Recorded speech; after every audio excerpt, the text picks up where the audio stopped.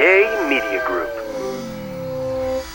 He was married? I think he got married and just signed a fat contract, and she wants half. Don't like quote me on that. I'm not sure. There's got to be more to the story. I'm sure there is. And then she wants to try to get some. Oh, she wants half. Oh, come on. Yeah, so she just used him? He didn't even start playing yet.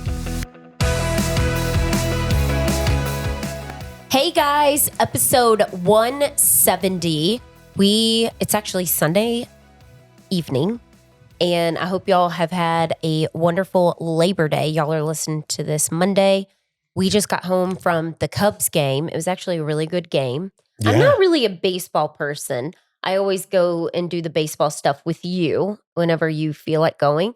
But it was fun. It was a good game. No, it was. If you guys pay attention to, well, I don't know, Colorado or baseball at all, it was a good game. We got there. We didn't really consider how long that traffic and getting into the ballpark was going to be. I thought with football games, you breeze through. They got a system down. We were in the longest line to get in the game. We already missed, what'd you say, 2 innings? What was with that guy, like one at a time? Like, did they scan you or something? What I don't know, was that? because they didn't have to check my bag. And I was like, oh, y'all need to check my bag. And the lady's like, no, go through. But you had to get checked. Yeah, usually just run right in the stadium. This was like a huge line, like you're at the airport and you have to go through. Swap at the airport. Whenever I go through security, I'm always stopped. I always have to go to the side. Jeff got flagged at the game and had to go over to the side. Yeah, but it was a good game. They were down. It was 2-2, and then Rockies went up. Not like this is Sports Center or anything, but Rockies went up 5-2. Then the Cubs hit a 3-run homer, and I was like, "Yeah!" I was going crazy. There's more Cubs fans than there was Rockies fans. The Rockies stink, but there's more Chicago fans here. And then the Rockies in the bottom of the 9th hit a triple or something. And then the Rockies fans were going crazy. Yeah, they went crazy. It was good. But it was good to get down there. I mean, like I said, we live about 45 minutes outside the city. And, I get down there every day for work, but, the boys and you guys don't go down there a lot. But it was a perfect day. And Jeff got great seats, and we were in the shade. It was really hot today, and the boys, I know, would have just melted out there. So I always get like these club level seats. It's like where you could go inside too, and it's really nice. Nicer bathrooms too. Yeah. Because if you got to poop, it's better to go in there. Ew, who poops at a game? Lawson did. Oh, sorry. I'll put him on blast. I shouldn't say that. But he had to go. He always got to go. But he's a kid. I mean, I would hold it in unless I absolutely had to go. I would never go to the bathroom like that in one of those places. Dude, I have like PTSD from going to Cubs games when I was a kid. So what they did was in the bathroom when I was a kid, there was a circle. It was a circle with like water going on. And you just go in a circle. But you can see each other's. Yeah. Oh, yeah. And I'm a little kid pulling out my little weenie, trying to pee and all I see is like grown men's balls and stuff. Oh, I would have never peed. Yeah. I have post-traumatic pee syndrome. Different now. Yeah, they don't have that now. But I'm saying that's what it was like when I was a kid. What if you were a creepo in there? I'm sure there were creepos. Yeah, that's how it was. Like it was just a circle, like a giant, like think of a pool. But it was not as big as a pool. But yeah, and you just pee in there. And I was like, so every time I'm like, like, I don't know, for girls, because you're always in a stall. But like sometimes for guys, even when you're at a game or a thing, when you have to step up and pee, you're like, oh my God, 1, 2, 3, 1, 2, 3, go.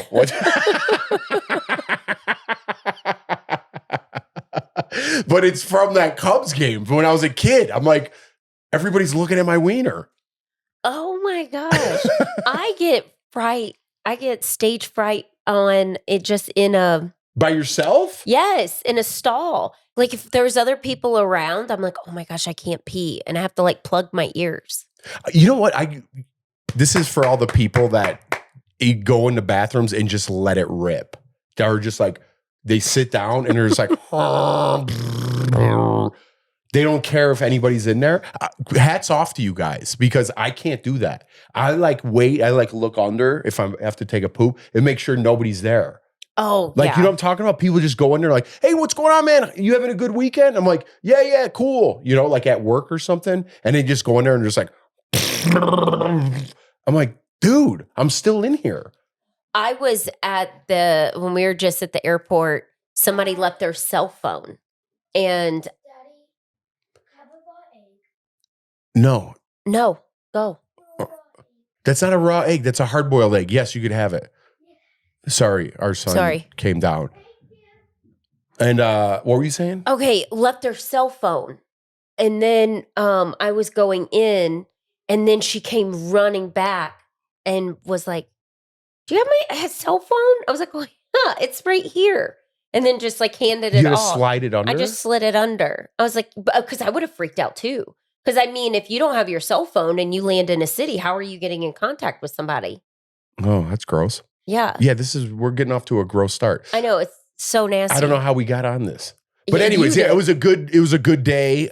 We had fun. We need to do more things like that. Mm-hmm. You know, it gets expensive, and then especially like everything, drinks, and the kids want souvenirs and all that. So it gets expensive, but you know, it's worth it. Those are the memories that you'll remember.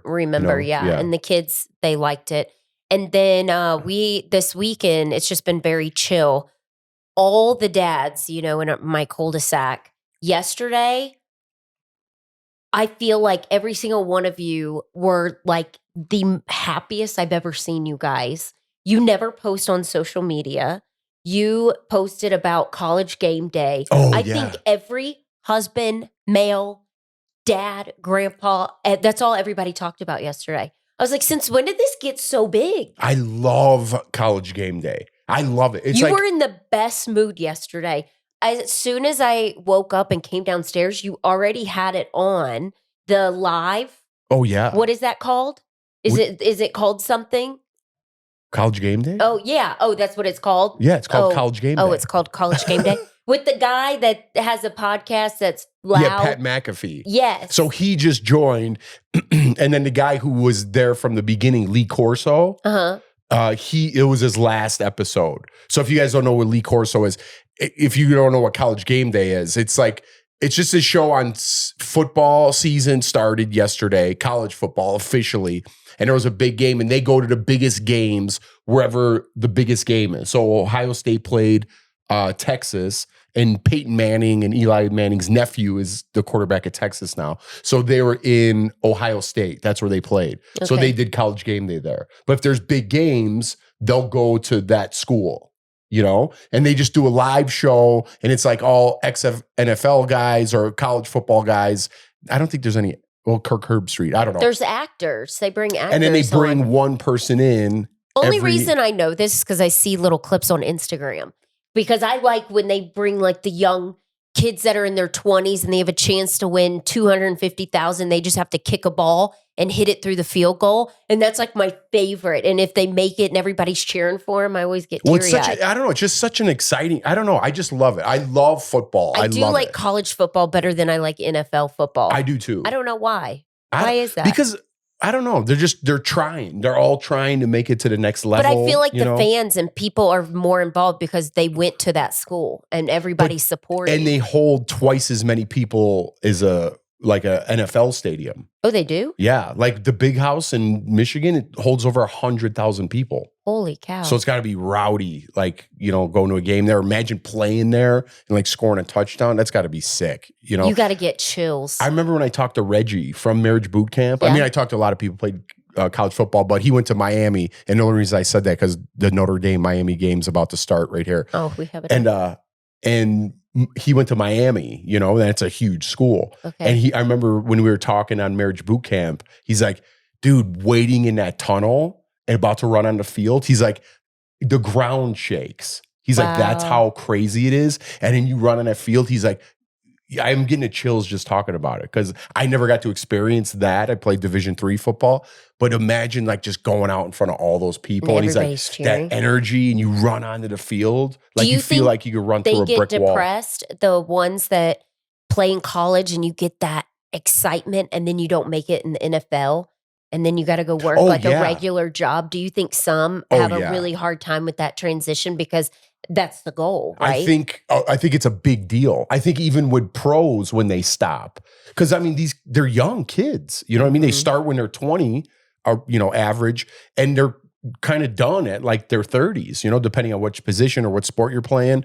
And it's a big transition. And if you don't manage your money, I think it's a big thing with a lot of these kids now. If you're not used to that or you don't manage your money, all of a sudden you fall into all this money. But now college with this NIL, like these guys are making $1 million just to go to school there. They're getting paid. I thought that was illegal. You couldn't do that. No, they switched the rule now. So now college players get paid. Oh, really? They're making more than like NFL guys. Good Bless for you. them. Excuse me. I'm sorry. Bless you again. Sorry, I have a cold. Nah, you know what? I don't know if I like that. Let's take a quick break. I want to keep going on this. I don't know if you guys are interested in football or not, but we'll take it to somewhere else. But we're going to take a quick break. School's back. Sports are back. And planning meals around everyone's schedule can be very stressful. Yes. And I love to cook and I don't mind to cook at all. It's not a problem to me. But even with my busy schedule, I can't cook every meal. And that's where Hungryroot comes in to save the day. It's absolutely a game changer. Hungryroot takes the stress out of mealtime by planning a full week of meals tailored to your taste. And it gets smarter with every order. With over 15,000 recipes to choose from, many ready in just 15 minutes or less, it's easy to find good options that fit your whole family's taste and nutritional goals. And we are trying to eat cleaner. Yes. And I'm more of a meat eater. I'm on that carnivore diet and they have something for everybody. My kids are very picky. They have food for them. My wife is between diets here and there. There's even something for her. Whether you're gluten-free, dairy-free, high protein like Jeff, focused on gut health, that's me, or just about anything else, Hungryroot helps you stay on track. After a quick quiz, their smart cart technology builds a weekly menu that fits your needs, just like having a personal meal planner who just gets it. I actually like taking those quizzes because it really dials in to your specific tastes and needs, and it's delivered right to your front door, hassle-free. Also, what I love about Hungryroot is I'm a takeout person, and it helps cut down on the cost. Amen, sister. Hungryroot holds its ingredients to high standards, avoiding over 200 additives like high fructose corn syrup, preservatives, and artificial sweeteners. With the kids going back to school and needing to get into the swing of routines again, Hungryroot's quick recipes are a saver on those busy weeknights when juggling homework and practices. Take advantage of this exclusive offer. For a limited time, get 40% off your first box, plus get a free item in every box for life. Go to hungryroot.com/togetherness and use code TOGETHERMESS. That's hungryroot.com/togetherness to get 40% off your first box and a free item of your choice for life. Hungryroot.com/togetherness, code TOGETHERMESS. That's MESS. Welcome back. So now these college football players are getting paid. So it's called the NIL deal. But here's the thing I don't like about that. I think they deserve to get paid for sure, because who's making all that money? The universities? Wait, what? Is it only some of them, like the star quarterback? Of course. It's not all of them. No, it's not all of them. It's not all. Oh, okay. So there's got to be like jealousy. For sure. Okay. But there's no loyalty to the school. You know what I mean? Like you go to Notre Dame, for instance, and you wait on the bench and you have a starter in front of you that's going to go to NFL, and you go to Notre Dame because you love the school and you put in your time and you put all that effort in, and then it's your turn to play and you're ready to go. Now your loyalty to that school. I don't know. Maybe I'm just like I like the loyalty involved in that. These guys now, like the quarterback for Miami was at Georgia. It's Carson Beck. And then they just transfer. If something doesn't go their way, they're out of there. Oh. You know, and there's no loyalty and they bounce around. And I get they want to improve their career too, but they're getting paid now. I think you should get paid on your likeness. So if a game is using your likeness, you know, like an NCAA on PlayStation or something, get paid. If they're using you, they should pay all those players. And I think they do now. If your jersey's getting sold, you should get a percentage of that. You know, I like that idea of it. But just giving some kid because some fundraiser is a billionaire and you want this player to come here and you're giving them high school players are getting like promise contracts. Oh, really? Yeah, it goes all the way back to that.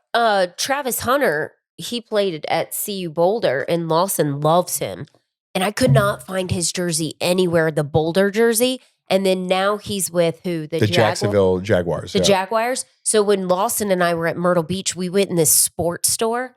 He was going crazy. And I was like, do you have a Travis Hunter Jaguars jersey? And he goes, we can't keep them in stock. Well, because it's Colorado. Yeah. And everybody loves that guy. No, but this is in Myrtle Beach.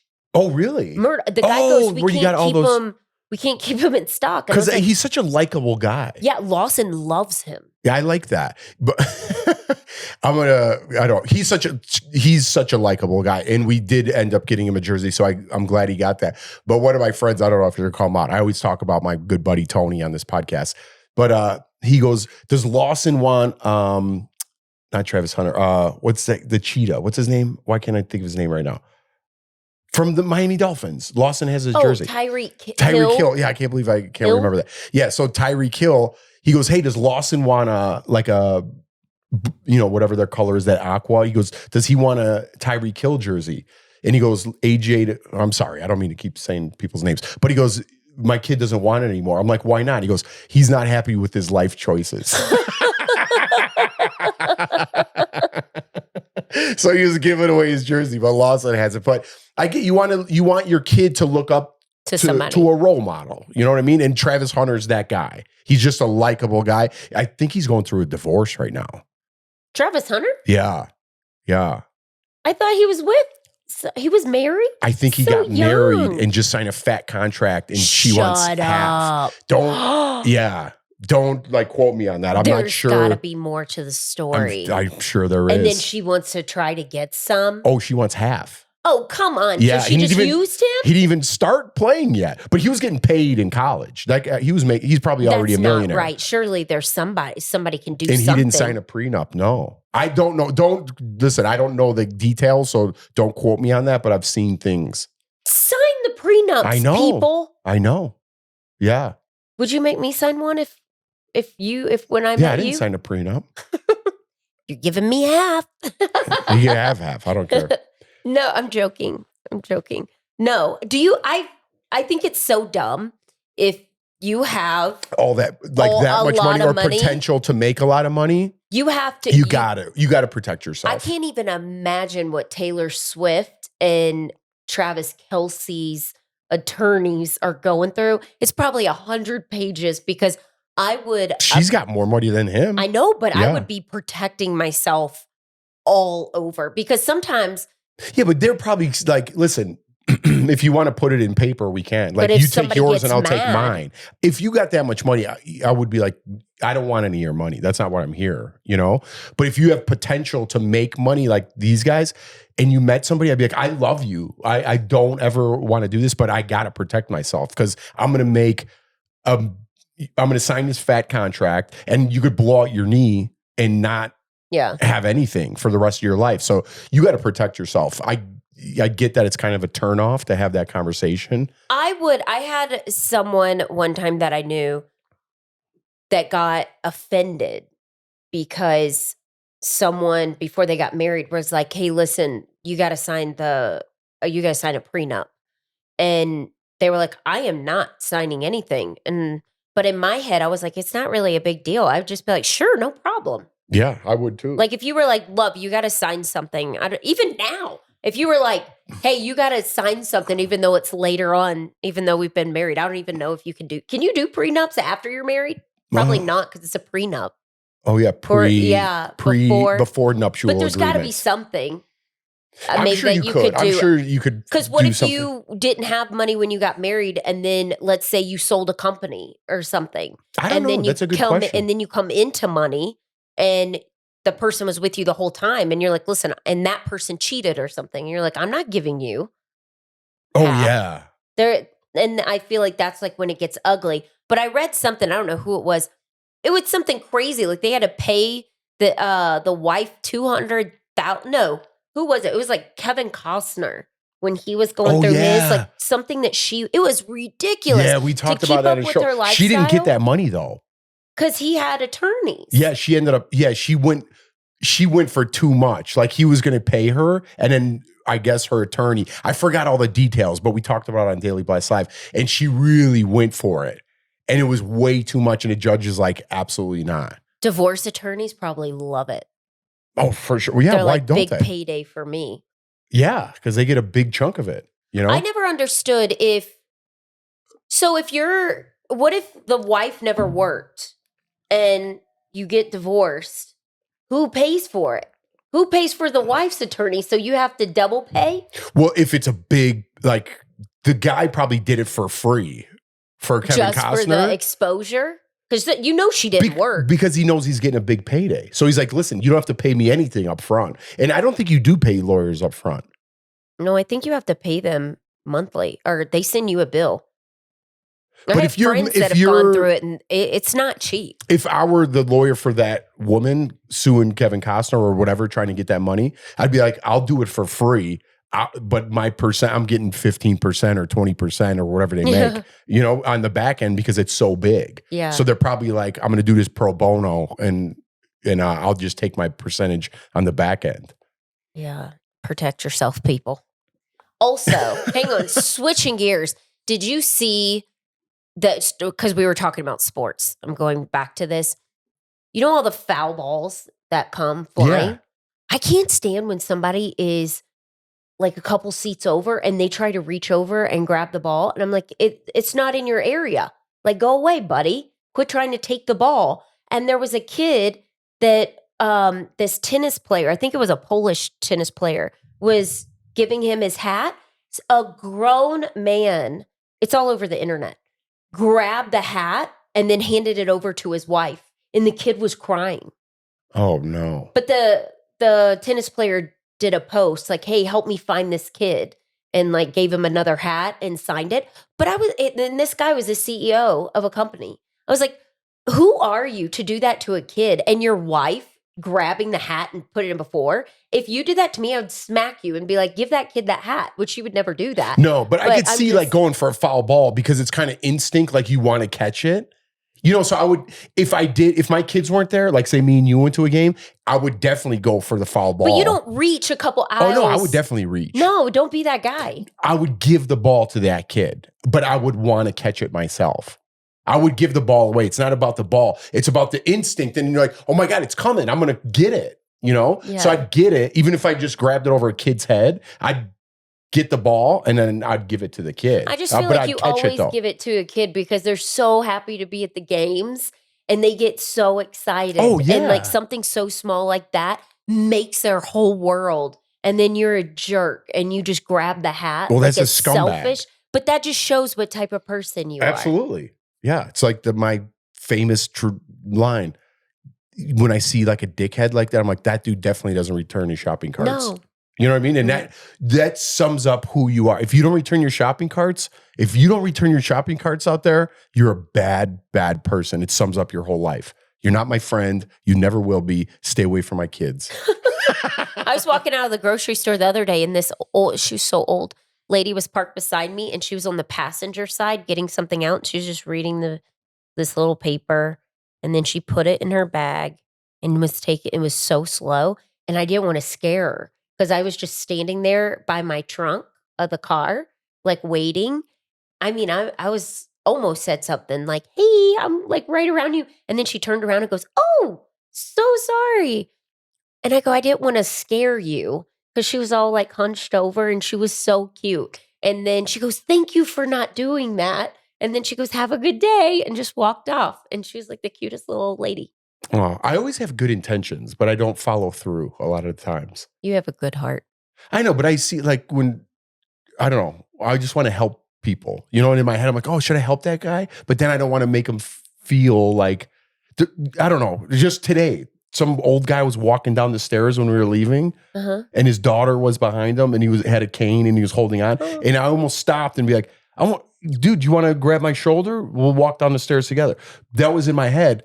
I just kept walking, but I had the right idea. But sometimes you, you feel know what I mean? like, but then I don't want to be like, you don't want to put them on the spot or make them feel weird. Exactly. Because you're asking them. I do the same thing. Yeah. And I'm like, wait, how would they react? Or if you want to help? You know, because I would be like, if that was me, I'd be like, I got it. Yeah. You know what I mean? I don't need your help. Yeah. So I don't know. That I don't want to definitely bother be people, you. but I want to help, but then I don't. I don't know. You know what I mean? Old All right. people are so cute. All right. Speaking of nice people, let's take a break and then I'll tell a little story when we come back. Okay. The seasons might be changing, but our routine is not. No, with school back, I always have my AG1 on hand in the mornings for drop off. I love that AG1 is constantly improving and upping their game. And now they have those new flavors. They have citrus, tropical, and berry. And I like to mix mine in a smoothie in the morning. Jeff leaves his traces of his AG1 behind in the morning, and I have to clean it up. And if you subscribe, you also get a bottle of D3K2, which I do put a little drop in there. Bloop. Yep. Right in the morning, and I'm good to go. And you know how much we've been traveling lately. We've constantly been on the go. But the one thing we haven't missed is our daily AG1. The to-go packets are something you got to just pop in your purse or your go bag so you have them on the daily. Huge fan. I also love AG1 for its immune support because this is the time of season, fall, when the weather's changing. I usually get sick, and you're having a little cold right now. I know. That's why I said I've been pounding more AG1 lately just to get over it. And it fills in the gap of all my other supplements that I used to take. I've cut them down to maybe a third or even a quarter just by drinking AG1. So go to drinkag1.com/togetherness, especially for the fall season. Trust me, you won't be disappointed, and check out those new flavors. All right, welcome back. Welcome back. Yeah, so we were talking about like helping people or good people or what you can do to change somebody's day is kind of what I'm getting at. Yeah. And we've talked about this already. So I sold my car that died finally this weekend. And I took off work. I took off a little early on Friday because we had so much stuff to do. Mm-hmm. So I went to the DMV to get license plates for my new car. And put me on the finished paperwork. Yes. Yeah. So Jordan was nice enough. And at the same time, we had a window from 11 to 3 for someone to come pick up this car. Mm-hmm. And so we're like, okay, so I'm like, I'm going to take off. I'm going to go try to knock all this stuff out at once. So I went to the DMV. Jordan met me there. It's right by her house. Go in there and they're like, what are you doing? They're like, it's been 2 days since they're like, we don't have any paperwork for this. The state doesn't have any. I'm like, oh, I didn't know. I just thought I got a license plate, you know? And he's like, come back. They'll send you the title in the mail. I didn't know how that worked. So if you guys just buy a new car, you got like a couple months. You got 30 days. No, you got more than that. Oh, more than that? So the tags on my car are like, it's October. Yeah. The end of October. Yeah. I didn't know that. I thought that immediately when you buy a car, they have the paperwork and you pick up your, I didn't even remember, like, so whatever. So I go there. They're like, no, you have to come back later once you get your title. So I left. And then I was like, man, what am I? Oh, here's another story. This was a day. So I came back home and I was like, man, what do I do with myself? I hate just waiting around. So I'm waiting for this company to call me. 3:00 has come and gone. And I'm like, what is going on here? And I stayed home because I was on call because I was going to take them your title and take it over there. But I had to go get the kids. So I was like, Jeff, it's your turn. You got to do it because I got to get in pickup line. Yeah. So I go, I don't know why. So I went to the gas station to get a lotto ticket because it was $1 billion. Oh, I forgot to open with that. We're here because we didn't win. That's why we're doing a podcast. Yeah. We did not win. Not only did we not win, I don't even get one number. I didn't even get one number. It's okay. Nobody won. Get your lotto ticket, everybody. Is the drawing Monday? I don't know when the next one. It's like 1.1 billion. Yeah, it's crazy. Yeah, everybody get your lotto ticket. So, all right, now I'm all over the place. But I went to go get a lotto ticket, and I only had a $5 bill. So I got a lotto ticket, and then I had $3 left, so I got a $3 scratch off. Oh, gosh, Here we go. Yeah. I know where you're getting I'm pissed about it. I'm really pissed about it. Oh. So I did this crossword puzzle scratch off, and you get paid by how many words you spell. And I spelled 8 words with my scratch offs. So I looked at the scratch off. So it equaled $12. I'm like, oh man, I won $12. And then there was a multiplier and it said times by 1 multiplier. So $24. So I'm waiting around for these people to call. And I'm like, you know what? I can't just sit around. I'm just going to go to gas station and cash this thing. And I had 3 other lotto tickets, one from 2021 on our fridge. And I never threw it away because I was like, oh, he must have won something. It was $2. You got like the Powerball, right? Oh, okay. And then I had another one on there and then 2 other scratch offs like worth $1 or something. So I'm like, I'm going to go finally cash all these in. So I went to the gas station. All these people are getting lotto tickets. So I went to go cash it in and I was like, hey, this is from 2021. I don't know how long they last. And he's like, yeah, this is expired. I'm like, I figured. I'm like, here's another one from 2025. He goes, this is expired. I'm like, what do you mean it's expired? From 2025, it's expired? And there's like a line behind me. And I'm like, all right, whatever. Just throw those away. So that was $4 I threw away. Then he cashed the other 2 and he goes, oh man, you won $11. I go, what are you talking about? I won $11. I go, 2 of those are whatever. They're like $3 each. I go, and that one's $24. He goes, no, which one's $24? He goes, this one's $3. I go, dude, I spelled 8 words right. What do you mean? And it's a doubler. And he goes, dude, that's not what the machine says. It's just some kid working at the gas station. I go, read it. He goes, what do you mean? I just look at the machine. And I go, dude, I got 8 letters. It says $12 and I got a one-time multiplier. And he goes, no, it's got to be a 2-time multiplier for you to multiply it. I go, no, it's not. I go, that would be $36. Do you understand? Just laugh. I go, one-time multiplier means it doubles. And he goes, I don't know what to tell you, man. It's $3. And I was like looking behind me and people are like, let's go, dude. So I took, I almost, I should have took the ticket back. I walked out and be like, you know what? I want that ticket back. It was only $24, but it was the principal. I won and they lotto fucking screwed me. Don't they? But they got to go by what the computer says. Yeah, of course. But the computer lies. Well, I'm sorry. I got robbed. I got my $3 back, but I'm pissed about it. I heard this last night. You were mad. You were telling everybody about it. Yeah, I'm pissed about it. But anyways, let me get back to this story so I could wrap this up. So what I was saying is like, be a good person and you never know what somebody else is going through. And I've been really absorbing that with everything I've been going through lately. So my sympathy goes out to other people when I see them going through tough times. And this lady, I could have been really pissed, and that's kind of my nature to be mad about a scratch off lotto ticket. But this lady was writing me throughout the day, and she's like, I'm so sorry for the delay. This guy is still not there yet. She's sending me pictures of his like ETA. And it was Friday. I was waiting around all day. My neighbor was so nice. And he's like, sorry what you went through, and got us a nice steak and some olives and a nice bottle of wine. So I'm like, I'm going to grill this steak. I'm like, I'm done. I'm not waiting anymore. It's 5:30. And then I told Jeff, I go, don't worry about it. I have nothing going on because I didn't want to hang out with anybody. I just want to watch my series and finish it. I told Jeff, I was like, I will go to the car dealership and deal with it. You can stay here and relax. And then you're like, no, just wait. So we waited. I don't want you dealing with it. Yeah. Well, it's fine. What? What? What are you laughing at? You said it so loud. I don't want you dealing with it. Yeah. I don't know why I said yeah after. Yeah.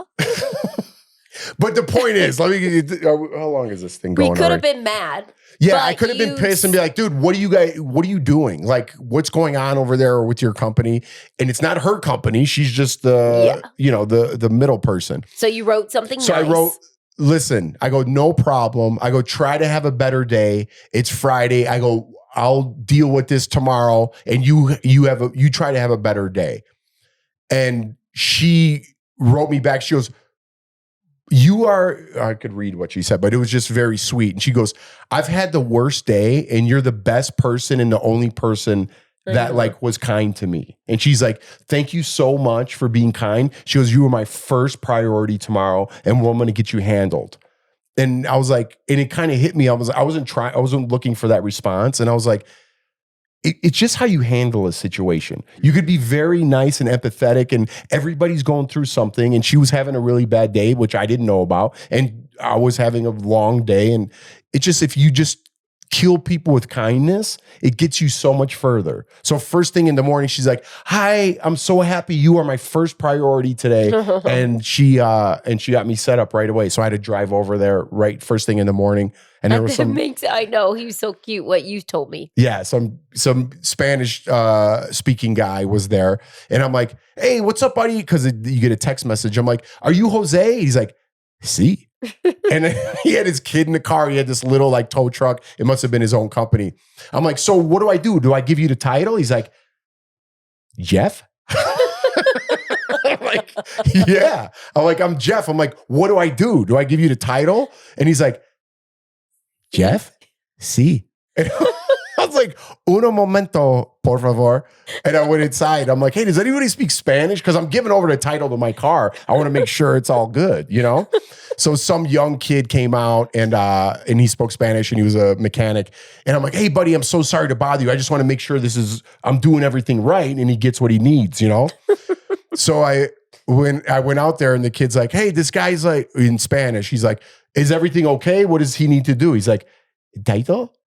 And he's like, "I don't know." And he's like, "Yeah, give him the title." So I gave him the title and he goes, and he gave me a check. He's like, "Okay, gracias." And I was like, "Oh, sorry, man. I didn't mean to waste your time. I just want to make sure everything was cool, you know?" Yeah. And he was such a nice kid and the guy was so nice. But he's like in there with his son and, I know. you know, like working hard. I don't know.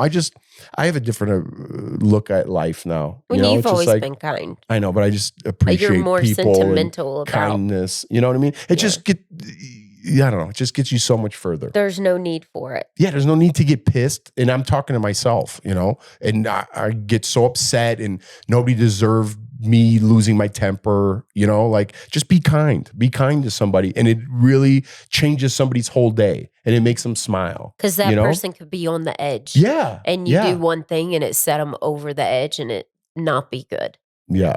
And so, okay. All right, we'll end there. Read a quote, speaking of positivity, and then we'll get out of here and go Irish because they're, oh yeah, there we go. All right. "If you must look back, do so forgivingly. If you must look forward, do so prayerfully. However, the wisest thing you can do is be present in the present, gratefully." Mm-hmm. Good job. Don't forget, I will see you guys Wednesday. And then don't forget, we have a live show on Thursday. Not sure if we're going to have a guest or not. We're working on it. Hopefully we can have a guest. We'll see what happens. And again, hope you all have had a wonderful Labor Day. Hope the kids have a great week back at school after this break. And don't forget to subscribe to the YouTube channel. And we'll talk to you later. Bye.